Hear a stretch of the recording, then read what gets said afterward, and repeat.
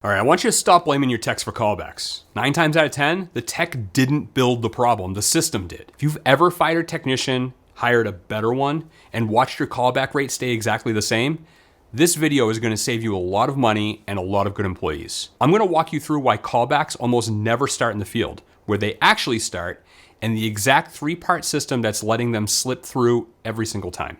Stick around, because by the end of this, you're gonna look at your callback log completely different.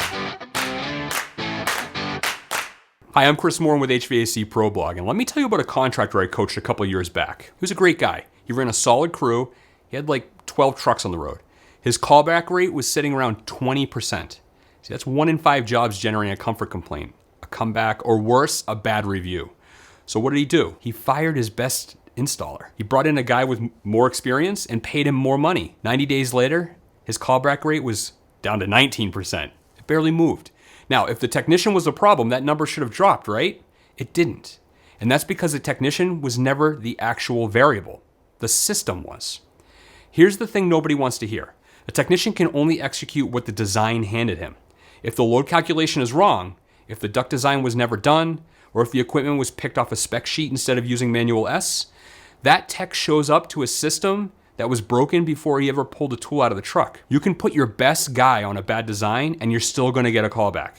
You can put your worst guy on a great design and honestly, you'll probably still be okay. I've spent almost 3 decades in this trade. I started carrying tools when I was 16 and I've been an HVAC instructor for years now. I teach manuals J, S, and D all over the Northeast. And I've heard more comfort complaint calls than I can count. And here's the pattern I see over and over. The tech gets blamed, the tech gets retrained or replaced, and the callback rate doesn't change because nobody ever looked upstream. So let's actually look upstream. There are 3 places where a callback gets built into a job and none of them happen on install day. Number 1 is the load calculation. It's manual J. If your team is still sizing equipment off square footage or the old unit was 3 tons, so we're gonna throw in another 3 ton, you're guessing. And guessing shows up later as a comfort complaint, a humidity problem, short cycling, you get it. Number 2 is equipment selection. This is manual S, and this is where load calculation and duct design actually meet the equipment's real performance data, not the brochure number. The actual fan tables and coil performance at your specific static pressure and airflow. Skip this step and you're gonna get a system that's fighting itself from day one. High static pressure, reduced latent capacity, shortened equipment life, and every single one of those symptoms eventually turns into a phone call from an unhappy customer. Number 3 is duct design. This is manual D, and I think it's the single most skipped step in residential HVAC. I've talked to installation trainers and duct specialists all over this industry, and the answer is almost always the same. Undersized returns, bullhead T's, way too many 90s, flex duct crushed behind the joist, and none of them show up on day 1. It shows up 3 weeks later as a hot bedroom, a noisy vent, or a frozen coil. One HVAC consultant put it simply: you can install the best equipment on the market, and if the airflow is wrong, it will never perform the way it was designed to. It's not a technician failure. That's a design failure wearing a technician's name tag. Now here's where it gets uncomfortable for a lot of owners watching this. If callbacks are a design problem, that means the fix is in the field. It's in your office, before the truck ever left the shop.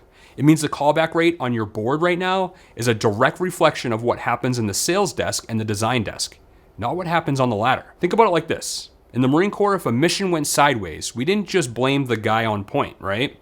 We did an after-action review. We asked what the plan was, what the intel was, what the leadership before that moment looked like. Because the guy executing the mission can only be as good as the plan he was handed. Your install crew is exactly the same. They're executing a plan.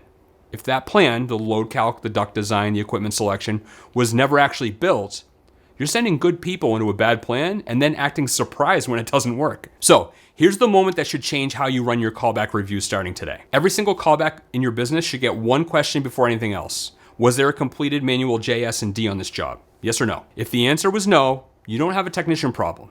You have a design gap, and no amount of tech training, tech replacement, or tech coaching is gonna close that gap.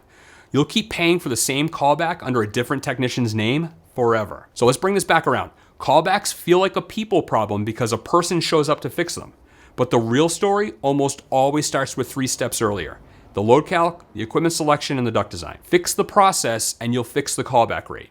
If you keep blaming the technician, you'll keep hiring the same problem over and over again with a different face attached to it. Thanks for joining me this week at HVAC Pro Blog, where we provide advice for residential system design, quality installation, and system diagnosis. See you soon.